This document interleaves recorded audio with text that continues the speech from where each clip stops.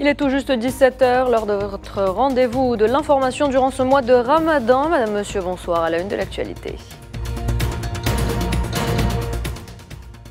Premier jour de Ramadan et toujours pas de cessez-le-feu en vue à Raza. Plusieurs raids de sionistes ont ciblé l'enclave palestinienne à l'aube. Bilan au moins 16 victimes et des dizaines de blessés. C'est un Ramadan triste qui s'annonce pour les Palestiniens.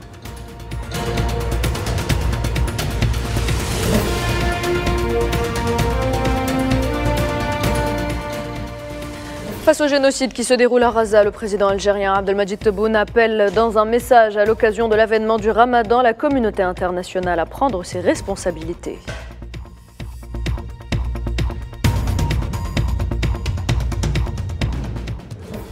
Dans cette édition également, nous écouterons le Premier ministre palestinien par intérim en réunion du gouvernement. Mohamed Shtayyeh affirme que mettre un terme au génocide, c'est se débarrasser de la famine qui sévit à Raza.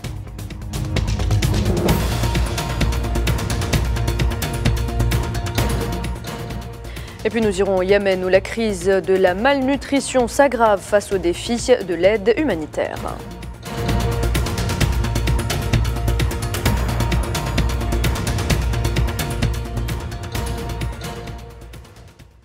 Bienvenue à toutes et à tous. Si vous nous rejoignez en ce premier jour du mois béni de Ramadan, pas de répit pour le peuple palestinien qui continue de subir les nombreuses agressions de l'occupation alors que l'espoir d'un cessez-le-feu s'éloigne de plus en plus chaque jour. Au moins 16 Palestiniens ont été tués et d'autres blessés ce lundi à l'aube, donc au moment du Sahur et de la prière d'Al-Fajr, lors d'une série de raids sionistes sur diverses zones de la bande de Raza.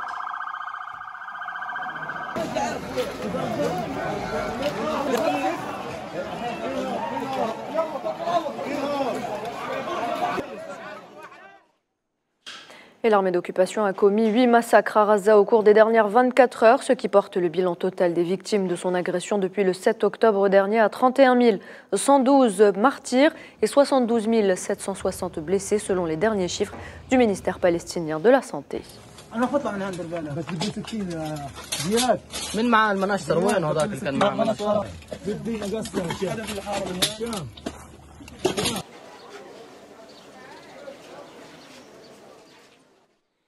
Et en ces temps difficiles et malgré les risques de bombardement, les Palestiniens souhaitent tout de même vivre pleinement leur mois de Ramadan. Les réfugiés palestiniens du camp d'El Mawazi ont d'ailleurs entrepris de décorer leurs tentes pour ressentir un peu cette atmosphère spéciale dans laquelle baignent les musulmans durant ce mois sacré. Lanterne et croissant de lune ornent désormais le camp bondé alors que les enfants, des étoiles dans les yeux, chantent les chants traditionnels du Ramadan.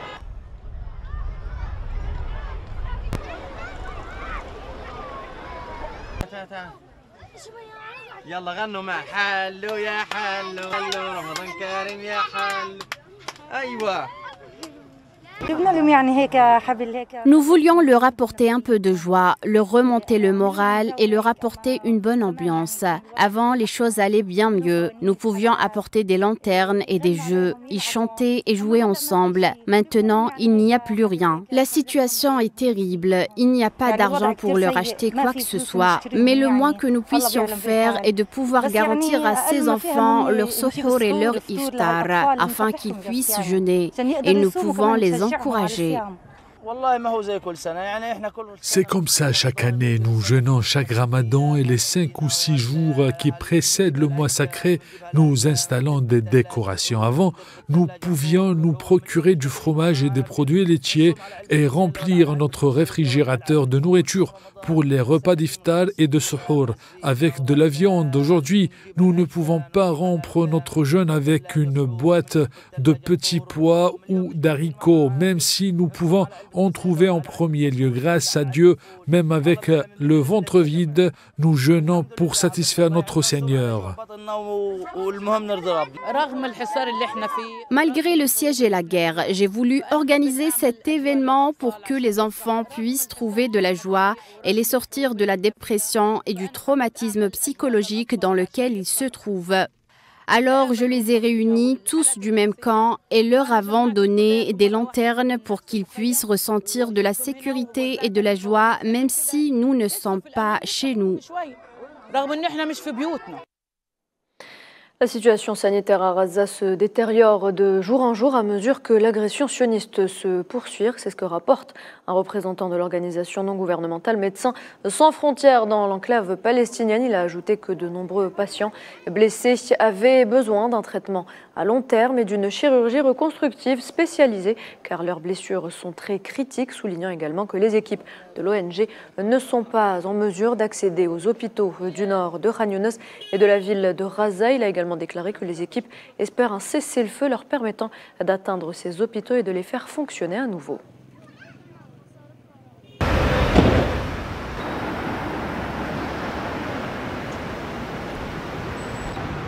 Nous le disions en titre, les Palestiniens jeûnent cette année dans un contexte difficile, une grave pénurie de nourriture et également une flambée des prix. Une tristesse profonde se lit notamment sur les visages après 5 mois de génocide. Les Tétaïam à la Méziane Zitouni. Un ramadan en plein génocide. Les Palestiniens de Gaza, qui manquent déjà de tout, notamment de nourriture, jeûnent dans des conditions pénibles. Même là où la nourriture est disponible, les prix sont trop élevés.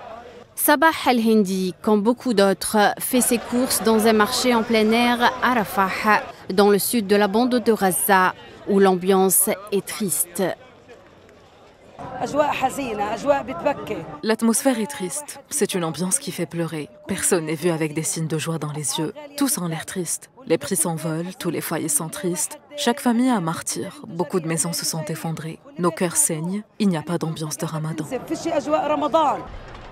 Cette année, le génocide et la famine dans la bande de Gaza jettent une ombre particulièrement sombre sur les festivités de ce mois sacré. Un mois de jeûne de l'aube au crépuscule, des prières intenses, de spiritualité, de charité et de fête. L'ambiance à l'intérieur du marché, il n'y a pas de marché, il n'y a pas de vie, rien. Il n'y a ni ambiance ramadan, ni achat, ni solde. Les prix montent en flèche, il n'y a pas de biens, cher ou bon marché. La situation est très difficile. Les prix montent en flèche, les gens sont fatigués. Il n'y a pas d'argent, leurs économies sont épuisées. La situation est très difficile. Les musulmans du monde entier accueillent à bras ouverts l'arrivée du Ramadan. La situation va-t-elle changer pour les Palestiniens de Gaza et pour toute la Palestine occupée en ce mois sacré? Seuls les jours nous le diront. Justement, à l'occasion du mois du Ramadan, le président algérien Abdelmadjid Tebboune a adressé ses vœux au peuple algérien, rappelant que cette année, nous accueillons le Ramadan, les cœurs endoloris par la souffrance de nos frères en Palestine occupée. Le président Tebboune appelle justement une fois de plus la communauté internationale à assumer ses responsabilités face à ce génocide et à respecter la sacralité de ce mois pour la nation musulmane.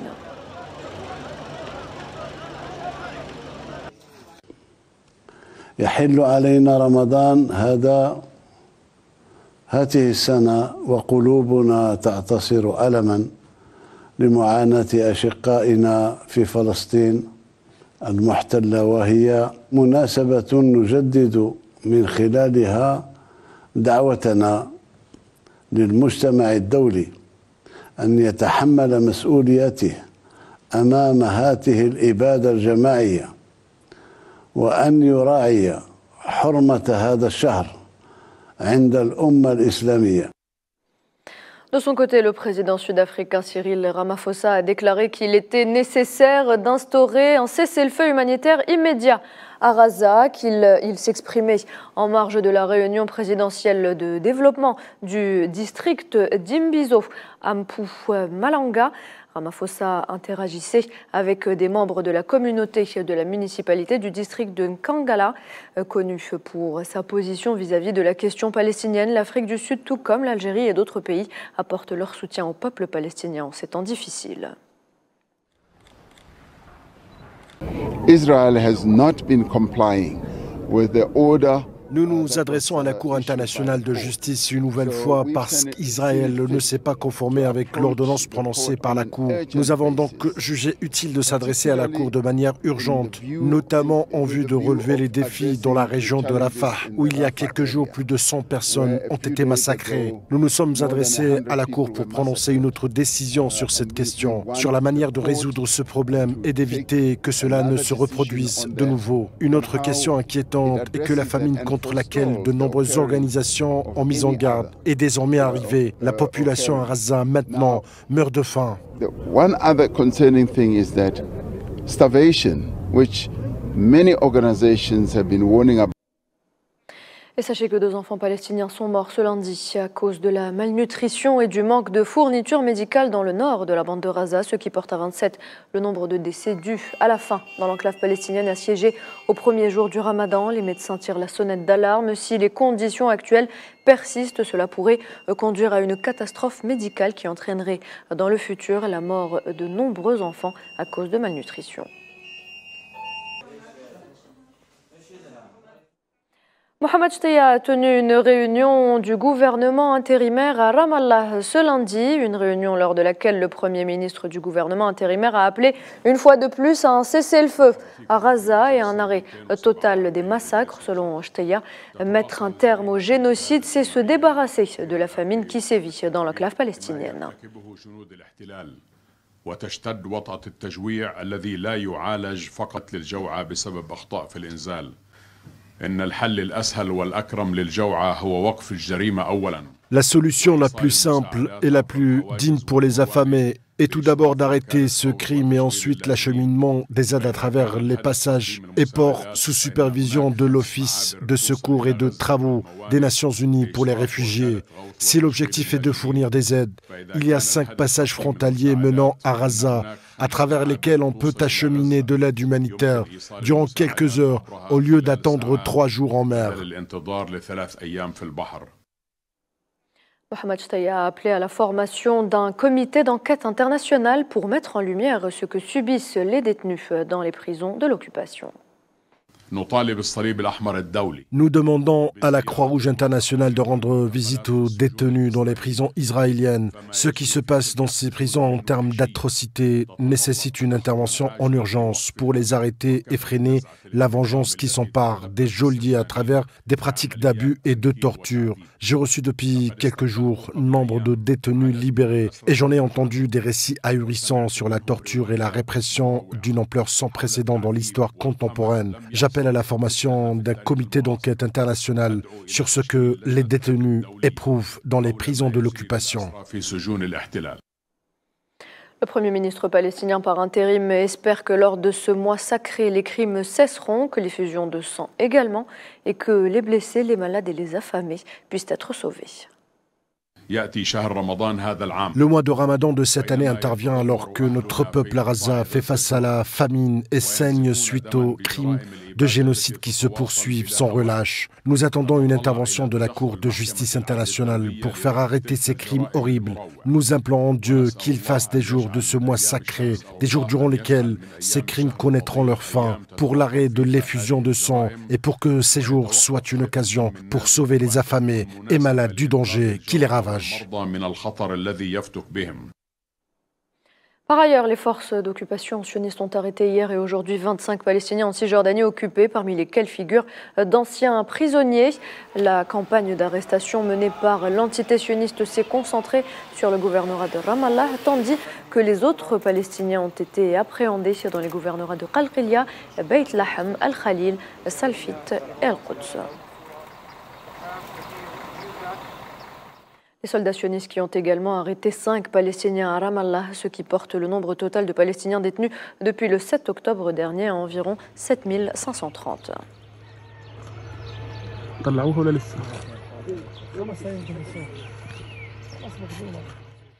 Dans le même dossier, le chef de la diplomatie danoise a exprimé la position de son pays, le Danemark, à propos de la construction de nouvelles colonies en Palestine occupée. Sur le compte officiel du ministère des Affaires étrangères danois via la plateforme X, Lars Løkke Rasmussen a réaffirmé que les colonies en Palestine occupée sont illégales et constituent un obstacle majeur à la paix. Le Danemark a en outre appelé l'entité-sioniste à revenir sur sa décision de construire de nouvelles colonies en Cisjordanie occupée.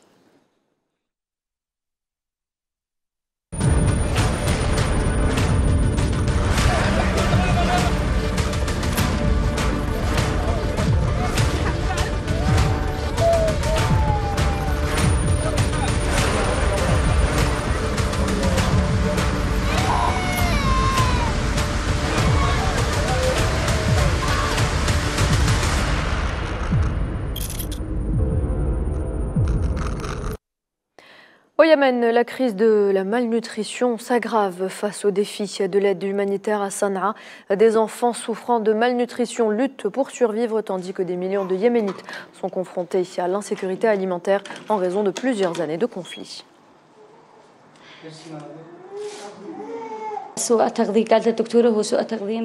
Le médecin a dit qu'elle souffrait de malnutrition parce que je me suis mal nourrie pendant ma grossesse et aussi parce que j'avais accouché consécutivement. Mon fils aîné a 1 an et 7 mois. J'ai souffert de malnutrition pendant ma grossesse et je n'ai subi aucun test. Son père est agriculteur. Nous nous en sortons pas. Nous ne pouvons payer que nos dépenses courantes. En 2023, 53 000 enfants ont contracté la rougeole. Aujourd'hui, dans une situation normale, vous pouvez suivre. Mais dans une situation où la malnutrition est compromise, où la rougeole entre en jeu, mais aussi où l'eau et l'assainissement sont également compromis, c'est un résultat toxique. Et direction l'Afrique, à présent, théâtre de combat entre l'armée et les forces de soutien rapide depuis avril 2023. La situation au Soudan ne s'arrange toujours pas. La Ligue des États arabes a appelé justement ce dimanche à un cessez-le-feu lors d'un entretien entre le secrétaire général Ahmed Aboulraït et Abdallah Hamdok, ancien Premier ministre et chef de la coordination des forces démocratiques civiles du Soudan. Le secrétaire général de la Ligue arabe a déclaré que la cessation des hostilités au Soudan et le maintien de l'intégrité territoriale du pays constituaient une priorité absolue pour l'organisation panarabe.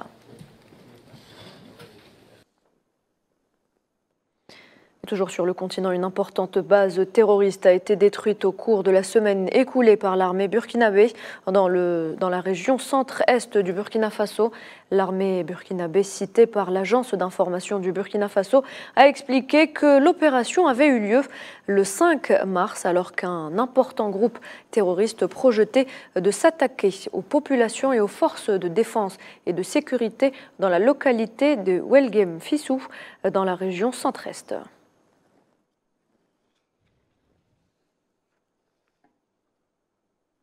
Direction le vieux continent à présent où le drapeau de la Suède, devenu 32e membre de l'OTAN, a été hissé ce lundi au siège de l'Alliance Atlantique, épilogue d'un long parcours pour ce pays scandinave en présence de la princesse héritière Victoria de Suède et du Premier ministre Ulf Kristersson. 2 officiers de l'armée suédoise ont hissé le drapeau jaune et bleu au son de l'hymne de ce pays. La Suède qui a choisi de renoncer à 2 siècles de neutralité et de non-alignement militaire pour rejoindre la principale alliance militaire dans le monde.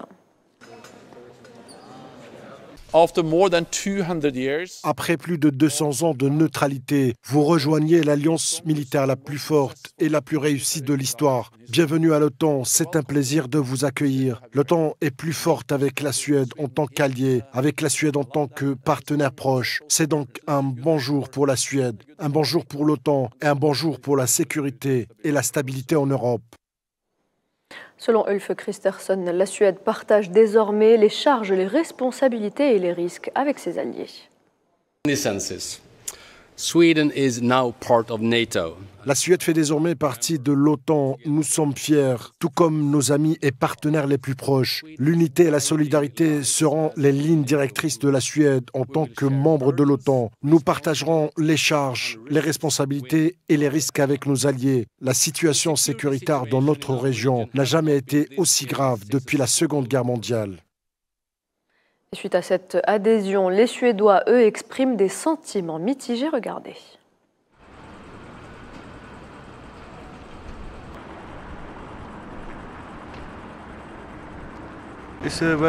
C'est très bien, c'est bien pour le pays et pour l'Europe et tout. J'espère donc que ça sera bon pour la Suède, pour le pays et qu'il y aura de paix. Je pense que c'est vraiment une erreur historique que la Suède commet actuellement. Et je crains beaucoup que notre voix en faveur du désarmement, de la paix et de la médiation ne disparaisse. Le premier sentiment, c'est de se dire que ça sera plus sûr, mais si vous y réfléchissez un moment, ce n'est pas si certain. Mais nous faisons partie du monde et nous devons donc nous adapter en même temps que le reste du monde. Au Portugal, l'opposition de centre-droite remporte les législatives devant les socialistes au pouvoir depuis 8 ans. Mais le pays bascule clairement à droite après une nouvelle poussée des populistes.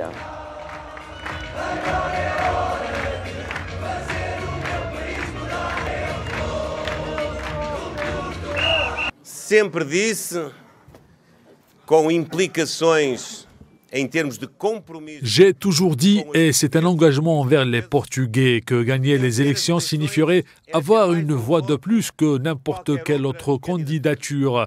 Et ce n'est que dans ces conditions que j'accepterai d'être Premier ministre. Pois bem, sabemos que vai exigir. Nous savons que notre victoire exige un grand sens des responsabilités. Nous savons que l'on exigera de moi une grande capacité de dialogue et de tolérance démocratique. Mais au nom du respect de la volonté du peuple portugais libre, nous devons donner au pays de nouvelles politiques et mettre en œuvre le programme qui a été élu aujourd'hui.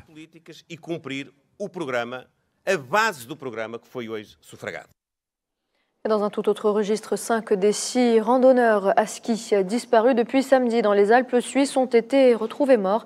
Annonce ce lundi la police cantonale du Valais qui garde l'espoir de retrouver en vie la dernière personne. Tout a été entrepris sur le plan humain, sur le plan des moyens, affirme le commandant de la police cantonale Valassane, qui ajoute avoir tenté l'impossible.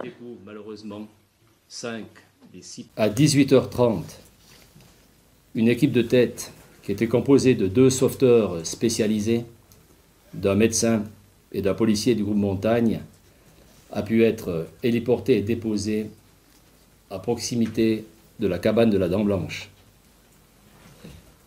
À 21h18, les secouristes arrivent sur place aux coordonnées que nous avions pu établir. Et c'est là qu'on découvre malheureusement 5 des 6 personnes décédées. Et puis ces belles images de dizaines de fidèles musulmans à Times Square à New York qui accomplissent la prière du Tarawih et marquent le début du mois sacré du Ramadan. Certains ont brandi des drapeaux palestiniens et des kéfiers en signe de solidarité avec le peuple palestinien. There we go, alhamdulillah. I felt that one, I appreciate you guys. It's cold, but I felt the warmth of that one, alhamdulillah. Say alhamdulillah one time.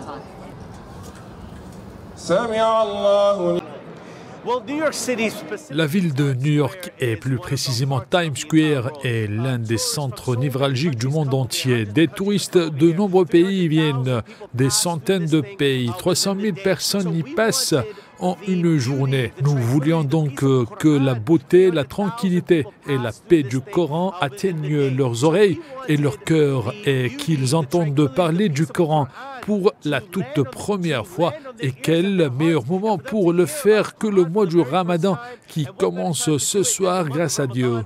C'est ce qu'on appelle Tarawih.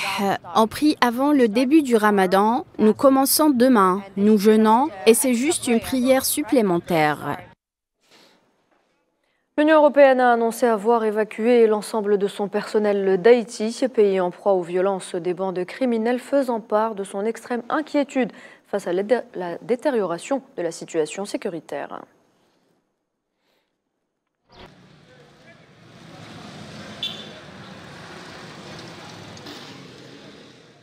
Et au Pakistan, le nouveau cabinet a prêté serment ce lundi. Lors des élections du mois dernier, aucun parti n'avait obtenu la majorité, après quoi une alliance de coalition a élu Shehbaz Sharif au poste de Premier ministre pour la deuxième fois afin de faire face aux crises économiques et politiques du pays.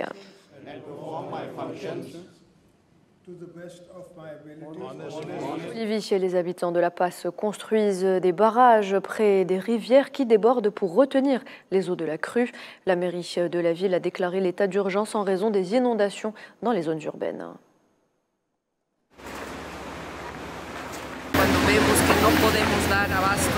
Nous ne pouvons résister aux désastres causés par les pluies. Les voisins se sont organisés, ils construisent des barrages pour protéger leurs maisons. L'asphalte est en train de partir. Chaque nuit, nous ne dormons pas, pensant que nos maisons vont disparaître. Et voilà, c'est la fin de cette édition. Merci de l'avoir suivi. Très bonne soirée.